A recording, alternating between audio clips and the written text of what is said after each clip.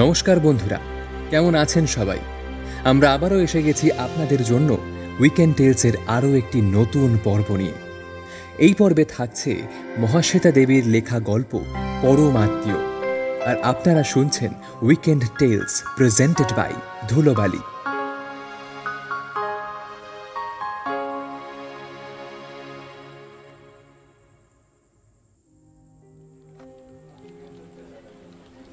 Office ঘরের কলগুঞ্জন কানে আসছে।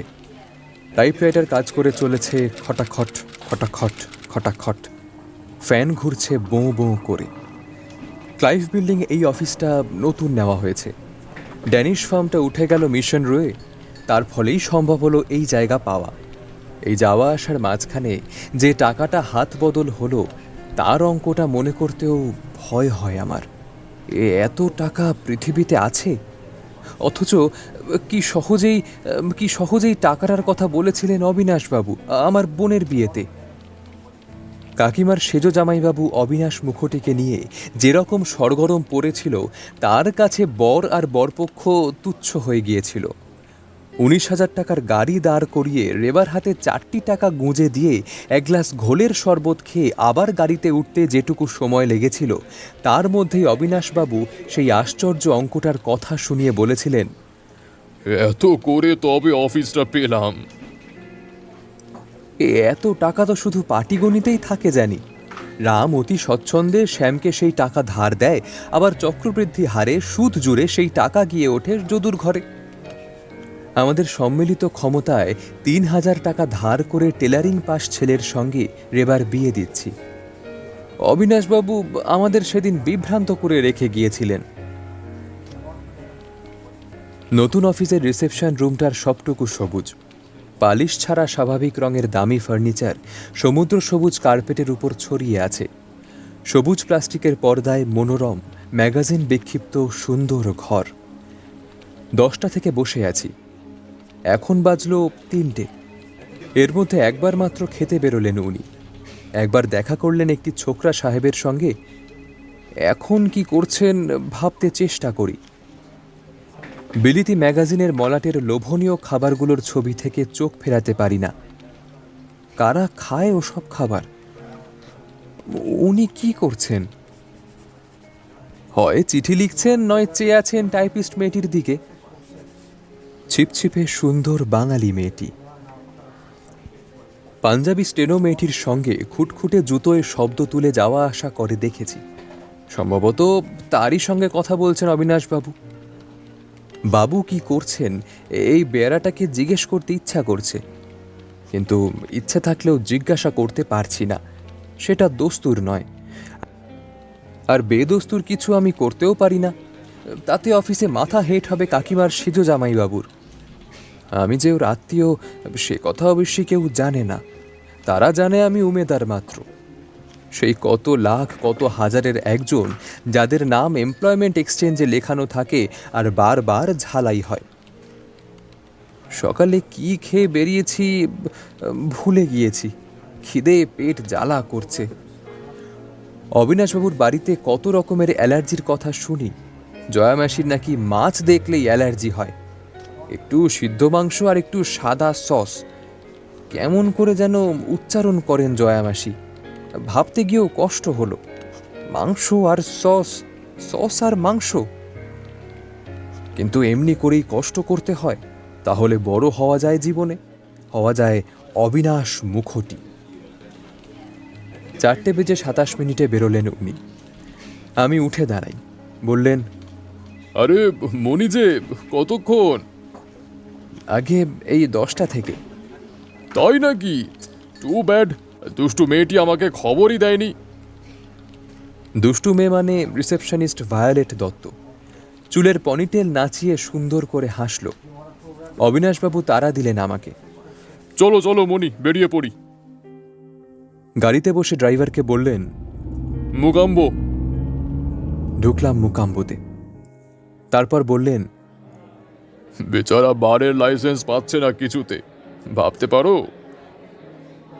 মুকাম্বোর চারপাশে তাকিয়ে মালিকের দুঃখে দুঃখী হওয়ার সাহস হলো না।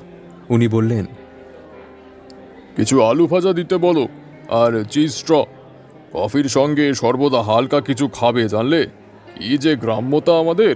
কফি মানেই চপ, কাটলেট, মোগলাই পরোটা। নামগুলো শুনেছি, খাইনি কখনো। ছোট ভাইয়ের জুতোর মধ্যে পা দুটো টনটন করছে। বিগলিত বিনয়ে কফিতে চুমুক দিই। অবিনাশ মেশো বলেন, মনি, প্রেমে পড়েছো কখনো? জবাব জোগালো না মুখে। কান লাল হয়ে গেল। সবেমাত্র ধার কার্য করে আইকম পাশ করেছি। বয়স হয়ে গিয়েছে 23। উনি ভরসা দিয়ে হাসলেন, বললেন, তুমি জানো না মনি, তোমাদের সঙ্গে এসব কথা কইতে আমার যে কি রকম লাগে। মনে হয় যদি তোমাদের বয়সটা ফিরে পেতাম একদিন, একবার হলেও। আহা! বলেই চট করে নিজের মধ্যে ডুবে গেলেন উনি। চারিদিকের নানা রকম খাবারের গন্ধে আমার মাথা ঝিমঝিম করছে। উনি কিন্তু তদগত হয়ে কাঁচের টেবিলে ফুলদানির ফুলের ছায়া দেখতে লাগলেন। ডুব দিয়ে যেন মুক্ত পেলেন এমনি ধারা হেসে বললেন, আমার চেহারা দেখে তুমি বুঝবে না মনি, কিন্তু বিশ্বাস করো, ঢাকার নাম করা মেয়ে শিলা সেন একদিন আমাকে দেখেই। তার কৈশোর প্রেমের আখ্যানটি শেষ হলো রাত 8:30টায়। শেষ 1.5 ঘন্টা বসতে হলো ভিক্টোরিয়া মেমোরিয়ালের সামনের মাঠে। সেখানে আমাকে ছেড়ে দিয়ে চট করে উনি উঠে পড়লেন। 9টায় নাকি মেট্রোতে জয়ামাসি অপেক্ষা করবেন। বাসে চড়ে বাসায় ফিরতে রাত 9:15 বাজল। ফিরে তারপর রাস্তার কলের জলে সাবান দিয়ে শার্ট কাচলাম, প্যান্ট ভাঁজ করে তোশকের নিচে রাখলাম, জুতোয় কালি লাগালাম। উদ্যমেই লক্ষ্মীলাভ। কাল সকালে আবার দেখা করতে হবে ওর সঙ্গে। অবিনাশ মেশো আমাদের পরিবারের একটি আদর্শ। আজ নয় আমাদের এই অবস্থা, সেই 47-এর আগে যখন ঢাকায় আমার শৈশব কেটেছে তখনও তার নাম শুনেছি। তখন ক্রিমিনাল ওকালতি করে বাবা 500-600 টাকা রোজগার করতেন। দাদা মেজদা কলেজে পড়তেন। পুজোতে নতুন কাপড়ের গাঁঠরি বেঁধে আমরা যেতাম স্টিমারে। আমার পৈতের সময় মা নতুন চুড়ি পরে এক দালান মানুষকে পরিবেশন করছেন, সে ছবিটা আমার আজও মনে পড়ে। তখন অবিনাশ মেশোর নাম করা হতো অন্য সুরে। এখন সেই মার মুখের দিকে চাওয়া যায় না। দাদা স্টেট বাস জয়েন করেছেন। মেজদা আর তার বন্ধু মিলে যা করেন, বাবা অবশ্য তাকে ব্যবসা বলেন। আমরা সবাই জানি মেজদা শ্যামবাজারের দিকে রাস্তায় বসে গেঞ্জি বেচেন, রাত বাড়লে ধূপকাঠি। 1 আনা 2 আনা করে। এখন অবিনাশ মেশোর নাম করা হয় অন্যভাবে। মানুষের জীবনের সমস্ত সার্থকতার মূর্ত প্রতীক যেন অবিনাশ মেশো। তিনি আছেন বলে ভরসা আছে। স্বাবলম্বিতার মহৎ উদাহরণ। পরিশ্রমেই যে সার্থকতার সোপান, তার জাজ্বল্যমান নিদর্শন অবিনাশ মুখটি।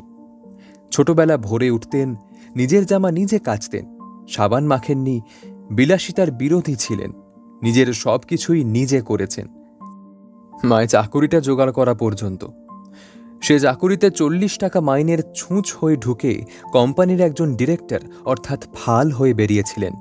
সম্পূর্ণ নিজের কৃতিত্বে আজ তার আলিপুরে বাড়ি, ক্লাইভ বিল্ডিংয়ে অফিস, গ্যারেজে স্টুডি বেকার, লামার্টিনিয়ার্সের ছেলে মেয়ে। আমরা চিরকাল শুনেছি মানুষ হতে হয় অবিনাশের মতন। সেই মতোই চেষ্টা করছি। আগে উনি বলেছিলেন, মনিকে আমার অফিসেই নেব, হালচাল শিখুক, ঘোরাঘুরি করুক। বাবাকে বলেছিলেন, আমি মার্টিন সাহেবের ওখানে স্রেফ 40 টাকায় ঘষেছি কতদিন, ভাই বোনকে পড়াতাম, খোলার ঘরে থাকতাম, আপনি তো জানেন। মহাজনের আচরিত পন্থাই তো ধরতে হবে।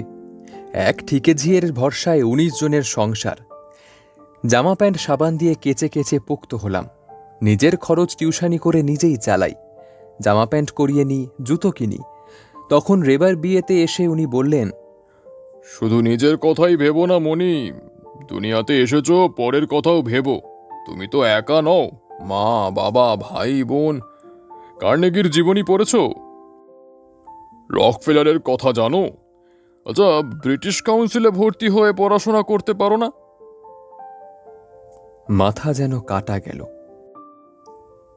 এমন কথা তো উনিই বলতে পারেন। উনি কি সোজা মানুষ? এতখানি স্বার্থপরতা নিয়ে চলাফেরা করছি আমি। বিয়ের খাটাখাটনিতে পায়ের তলাটা খসে পড়ছে ব্যথায়। এক হাতে ডালের বালতি, আরেক হাতে কুমড়োর ছক্কার থালা ধরে আমি লজ্জায় মরে গেলাম। তখন উনি হাসলেন, এমন সুন্দর হাসি ওর। বললেন, মুষড়ে পড়লে তো? পাগল পাগল তুমি মণি। এসো, যোগাযোগ রেখো, কাজের খোঁজ পেলেই দেব। জানো তো কিরকম কম্পিটিশন। আসা যাওয়া করছি আজ 6 মাস ধরে। উদ্যমে ভাঁটা পড়লে চলবে না। বাবা, মা, দাদা, মেজদা আমার দিকে খাবার সময় এমন করে তাকান যে আমার গায়ে বেঁধে। স্পষ্ট বুঝি তারা আমাকেই দোষ দিচ্ছেন পদে পদে। অবিনাশ মেশোর সঙ্গে আমার এত আলাপ, সকাল 10টা থেকে রাত 9টা অবধি তার সঙ্গেই কাটাই। তবু যে কিছু হচ্ছে না, সেজন্য আমিই দায়ী। নিশ্চয়ই আমিই পারছি না, হেরে যাচ্ছি। তাদের নীরব অভিযোগটা হাজারটা শলার মতো আমাকে বেঁধে। সকালবেলা মরিয়া হয়ে উঠি, মনকে বলি, আর নয়, আজ যা হয় একটা করবই। সামনে গেলেই ভাষা হারায়। সেই চমৎকার হাসি। বলেন, মণি, তোমার জয়ামাসি ফোন করেছেন, বিকেলে চা খেতে বলেছেন কাদের। কেক চাই, আইসক্রিম, সন্দেশ, ফুল। যাও তো ভাই, এই তো চাই। Good boy. রজনীগন্ধা, কেক আর সন্দেশের পিছনে দুপুর ভোর ঘুরি, তারই 30 টাকা পকেটে নিয়ে। তবু 1 কাপ চায়ে শুকনো গলা ভিজিয়ে নিতে ভরসা হয় না। হলোই বা 6 পয়সা বা 2 আনা। অসদাচরণ করা কি সম্ভব? অনেক পুরুষের উত্তরাধিকার আমাকে শাসন করে। পেটে খিদে চুয়ে চুয়ে পড়ে। ফুল দেখে জয়ামাসির বোন মিনি সরু গলায় বিলাপ করে ওঠেন। জয়ামাসি বলেন, আমার টি সেট, টেবিলের ম্যাটিং সবই হলদে রঙের। লক্ষ্মীটি মণি, কিছু সূর্যমুখী আনো। ভ্যানগগের ছবিটায় রিপ্রোডাকশনটার সঙ্গে এমন মানাবে। আবার ছুটি নিউ মার্কেটে। সূর্যমুখী আসে, অভ্যাগতরা আসেন।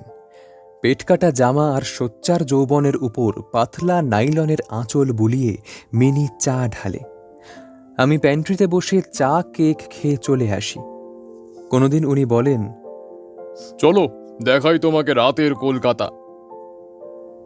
ধর্মতলা অঞ্চলের চোঁয়া গলিতে গেলাম ওর সাথে। কর্মবীর অবিনাশ মুখোটি আশ্চর্য নৌপুণ্য হাউসি খেলে 441 টাকা জিতলেন। বেরিয়ে এসে বললেন, তোমার পয়ে আমি জিতলাম মণি। বলো বলো, কি চাও তুমি? চকলেট খাবে? আচ্ছা চলো। লোয়ার সার্কুলার রোডের চীনে রেস্তোরাঁয় বসে প্রন ফ্রাইড রাইস আর ফাউল খেতে খেতে আমার দিকে চেয়ে দুষ্টু হাসতে লাগলেন অবিনাশ মেশো। বললেন, এখন থেকে আর তো তোমায় ছাড়ছি না। খুব লাকি তুমি। কি জানি কেন সেই মুহূর্তেই বললাম, আপনি আপনি আমাকে যা হয় একটা জুটিয়ে দিন মেসোমশাই। আমি আমি কেনা হয়ে থাকবো আপনার কাছে। বাড়ির অবস্থা তো জানেনই। উনি আহত হলেন। কি আশ্চর্য মণি, এই কথা তুমি বলছো আমায়? তুমি? আমি কি তোমার জন্য ভাবছি না? তোমরা অমনই মণি। মানুষ এমনই হয়, ভালোবাসতে গেলেই আঘাতই পেতে হয়। কেন সেবার আইএসসি পড়তে বলিনি আমি? বলিনি সায়েন্স ছাড়া ভবিষ্যৎ নেই? রেলওয়ে ওয়ার্কশপে হাতুড়ি ঠুকতে হলেও চাই আইএসসি, বলিনি? আমারই দোষ। ওর কি দোষ থাকতে পারে? 5 বছর আগে তো উনিই সত্যিই বলেছিলেন আইএসসি পড়তে। সে কথা না ভেবে চিনতে হঠাৎ আমার বড়দা টিবি হলো। সে তো আর ওর দোষ নয়। বাড়ি ফিরতে ফিরতে নিজেকেই ধিক্কার দিলাম। আজ আজ অবিনাশ মেশোর উপর বিশ্বাস কমছে আমার। অবিনাশ মেশোর আন্তরিকতায় সন্দেহ আসছে। ধিক, ধিক, শত শত ধিক। আমার আত্ম অনুশোচনা দেখে উনি আমাকে ক্ষমা করলেন, আবার ঘনিষ্ঠ হতে দিলেন আমাকে। মিনির জন্য এল মল্লিক থেকে রং মিলিয়ে উল আনা, জয়ামাসির চিঠি বরানগরে পৌঁছে দিয়ে আসা, জয়ামাসির পিয়ানো টিচার ললিতা সিনহা আর ওর জন্য সিনেমার টিকিট কেনা, এইসব কাজের ভার আবার দিলেন আমাকে। অর্থাৎ ওর জগতে প্রবেশের ছাড়পত্র পেলাম এমনি করে। কাজের ফাঁকে ফাঁকে কতদিন কত কথাই যে শোনালেন। একদিন বাড়িতে বাগানে বেতের আসবাব ছিটিয়ে বসে এয়ারডেল কুকুরটাকে বল ছুঁড়ে দিতে দিতে বললেন, টেকনিক্যাল কিছু না জানলে এই দিনকাল। আচ্ছা, পাবলিক সার্ভিস কমিশনের এই পরীক্ষাটা দেবার কথা ভাবছো? কি আশ্চর্য, ভুলেই যাই, তুমি তো গ্র্যাজুয়েটও নও। দেখো জয়া। ঘাড় ফিরিয়ে শুনতে গিয়ে জয়ামাসির আঁচল বুক ছেড়ে মাটিতে লুটিয়ে গেল। অবিনাশ মেশো এক টুকরো কেক কুকুরটাকে দিয়ে বললেন, জয়া, এই গ্র্যাজুয়েট হওয়াটা যে কতটা তুচ্ছ এই মণিকে দেখলেই আমার মনে হয়। 24 বছর বয়স আর মাথা উঁচু করে দরিদ্রের সঙ্গে লড়াই করা, কি যে ভালো লাগে ভাবলে। কোনোদিন বললেন, এত শয়ে শয়ে প্ল্যান হচ্ছে, কলকাতার আশেপাশে তো কলোনি ছেয়ে গেছে। জমি নিয়ে চাষ করো না। কলকাতার কাছাকাছি কয়েক বিঘা জমির কিছু ধান, কিছু মুরগি, একখানা ঘর তুলে স্বাধীনভাবে বাস করো। আর কি চায় মানুষ জীবনে? আমি তোমায় বলে দিচ্ছি মণি, এ সমস্যা আজ পশ্চিমেও উঠেছে। টেলিভিশন আর স্কাইস্ক্রেপার দেখে দেখে আবার চাইছে মানুষ মাটির স্পর্শ। কোনোদিন বললেন, নেভিতে চলে যাও না, ট্রেনিং নিয়ে এসো। আর কিছু করো বা নাই করো, শরীরটা তো বানাতে পারবে। স্বাস্থ্য থাকলে আর কি লাগে? কাগজ বেচেও তো দিন যায়। এমনি করে 11 মাস হাজিরা দিলাম। জুতো জোড়া ছিঁড়ে গিয়েছে, শার্ট দুটো সেলাই করে আর টেকে না। সাবান কেচে যে স্বাবলম্বী হব সে পথ রাম রাবণ একজোটে ঘায়েল করেছে। পুরনো শার্টে সাবান ঘষা সইবে না। মেজদার ব্যবসা বন্ধ, আমার তৃতীয় টিউশনটার টাকাটাও সংসারেই লাগে। মাঝখান থেকে চা, চিনি, সাবান এগুলো এগুলো বিলাসিতার পর্যায়ে চলে গিয়েছে। বাবার মেজাজ আরও চড়া, কিন্তু অবিনাশ মুখোটির সঙ্গে আমার পরিচয় আজও কোনো পরিণতি এলো না। আঁধার আকাশে তুবড়ির মতো একটা খবর সহসা দীপ্যমান হয়ে উঠল, চাকরি। দাদা যাদবপুর ডিপো থেকে হন্তদন্ত হয়ে এলেন, বললেন, অ্যাকাউন্টসে ক্লার্ক নেবে অবিনাশবাবু, 110 মাইনে। তুই আর দেরি করিস নে মণি, দরখাস্তটা ঠুকে দে, এবার তোর হবেই। অবিনাশবাবুর সম্মান আমাদের বাড়িতে এতখানি যে সবাই ধরেই নিল এবার চাকরিটা আমার হয়ে গেল, আর কোনো মতেই বিগড়ে যাবে না। অবিনাশবাবু কথা দিয়েছেন নিজে মুখে। দরখাস্ত পেশ করে দিলাম। তারপর থেকে দিনগুলো কাটতে লাগলো এমনভাবে, প্রত্যেকটি মুহূর্ত যেন আমার প্রতীক্ষায় ভারী হতে হতে যন্ত্রণায় ফেটে পড়বার মতো হলো। দিন কাটে তো রাত কাটে না। ডাক পিয়নের আশায় চেয়ে চেয়ে চোখ ক্লান্ত, খবর আর আসে না। 10 দিন বাদে উনি ডাকলেন। গেলাম অবিনাশবাবুর অফিসে। চাকরিটা আমার হলোই এই আশ্বাস নিজের মন থেকে নিজেই গ্রহণ করে বলিয়ান হয়ে উঠলেন দাদা। আমাকে একটা সাদা শার্ট আর খাকি প্যান্ট কিনে দিলেন 20 টাকা খরচ করে। অপ্রতিভ হেসে বললেন, এখন থেকে তো লাগবেই তোর। মেজদার বন্ধু অনিদাদা বাটায় কাজ করে, তার মারফত সস্তায় বাটার জুতো কিনে আনলেন মেজদা। দাদার কেনা জামা আর মেজদার কেনা জুতো পরে যখন বেরোলাম, মনে হলো সমস্ত পরিবারটার আশা ভরসা নিয়ে চলেছি আমি। আমাকে ঢুকতে দেখে বেয়ারাটা অবধি হাসল। হাসবেই তো, ওরাই তো খবর পায় আগে। কাল থেকে আমাকেই সেলাম ঠুকবে ও। কেরানি আর টাইপিস্ট সকলেই এমনি ধারা সম্মান পেয়ে থাকে। এ হলো কমার্শিয়াল ফার্মের বৈশিষ্ট্য। এ তো আর সরকারি অফিস নয়, সেখানে শ্রীক্ষেত্র। সম্মান শুধু গ্রহ বিগ্রহের, অন্যদের বেলা সাম্যনীতি। টাইপিস্ট মেয়েটি এক তাড়া কাগজ হাতে বেরোয়, পাশের ঘরে যায়। আমি আজ দুঃসাহসী, তার দিকে চেয়েও একটু হাসি। আমার 24 বছরের বুকে হঠাৎ যেন একটা উত্তাপ অনুভব করি। বেশ লাগে। রক্তটা কেমন ঝিমিয়ে ছিল এতদিন, এখন কেমন তাজা হয়ে উঠেছে। নইলে এতদিন একবারও কি ভাবতে সাহস করেছি মেয়েটা কত সুন্দর? রুমালে হাত ঘষতে ঘষতে হাসতে হাসতে বেরোন অবিনাশবাবু, চটপটভাবে তাড়াহুড়ো করে। সুইং ডোরটা ধাক্কায় পেছনে সরে যায়। গানের মতো বলেন, চলো চলো চলো। ঝড়ের বেগে আমায় উড়িয়ে নিয়ে আসেন ব্রডওয়েতে। বলেন, তোমারও সর্দি লেগেছে, দিনটাও চমৎকার। ছোট্ট গেলাসে প্রায় বর্ণহীন টলটলে পানীয়। সামনে তার গেলাসটি নিয়ে একটু ঠুকে দেন। হাঁ করে তার মুখের দিকে তাকিয়ে থাকতে থাকতেই খেয়ে ফেলি। আবার ভরে দেন গেলাসটা। আমার মাথা কেমন মেতে ওঠে। উনি নিচু হয়ে মুখের কাছে এসে মুখ এনে বলেন, মণি, আমার অফিসে কাজটা তোমার হলো না। মানে ওই একটু ভালো লোক পেলাম, ওই তোমার মতো আই কমই। তবে তোমার জয়া মাসির কথা, যা হোক মণি, কিছু ভেবো না, একটা কিছু আমি করে দেবই তোমাকে। চেয়ে থাকতে থাকতেই আমি গেলাসটা খালি করে ফেলেছি। উনিও খাচ্ছেন। সমস্ত স্বপ্নের মতো অবাস্তব। ওর কথাগুলো অসম্ভব জোরে আমার মগজে পিঠতে থাকে। উনি বলেন, আমি যখন আছি তোমার ভয়টা কি? অ্যাঁ বলি, ভয়টা কি? বলে ঝুঁকে পড়েন। জড়িয়ে জড়িয়ে বলেন, এই তো আছো, 24 টাকার মদ খাচ্ছ, 19,000-এর গাড়িতে চড়ছো, 110 টাকার চাকরি। চো চো মনি, ও চাকরিতে তোমার হবে কি? মানে? মানে পরিষ্কার, যতদিন পারো ভোগ করো জীবনটাকে, মেয়েদের পেছনেই ঘোরো। তোমার বয়স থাকলে আমি... আমার মাথা পরিষ্কার হয়ে যায়। খুব সাফ দেখি সব। দেখি রং ফর্সা, মোটা, অকাট মূর্খ একটা লোক পুরো লাল ঠোঁট জিভ দিয়ে চাটছে আর কি বলছে। উঠে দাঁড়াই। আমার চেয়ে মাথার 1 হাত লম্বা অবিনাশ মুখটিকে মনে হয় আমার চেয়ে অনেক ছোট। একটা বেপরোয়া সাহস আসে। দাঁড়িয়ে মনে হয় অনেক উপর থেকে দেখছি আমি অবিনাশ মুখটিকে। মনে হয় আমার সামনে বসে গবগবিয়ে মদ খাচ্ছে যে লোকটা, তার মতো কুৎসিত করুণার পাত্র আর দেখিনি।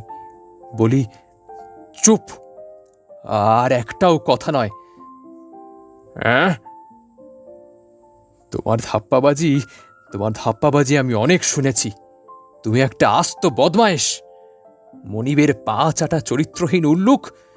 তোমাকে আমি এমনি করে... বলে গায়ের জোরে একটা চড় মারি।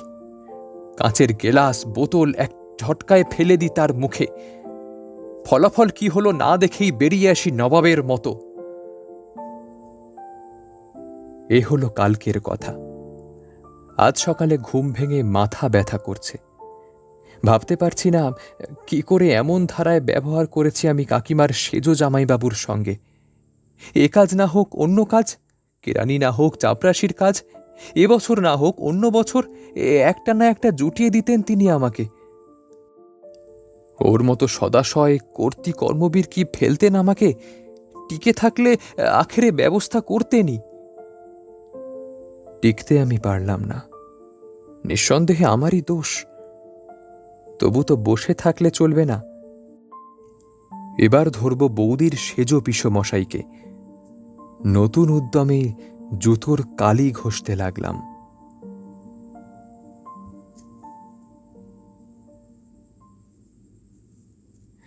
শেষ হল মহাশ্বেতা দেবীর লেখা গল্প পরম আত্মীয়। আপনাদের কেমন লাগলো এই গল্পটি অবশ্যই কমেন্ট করে জানাবেন। আর সঙ্গে থাকবেন ধুলোবালির।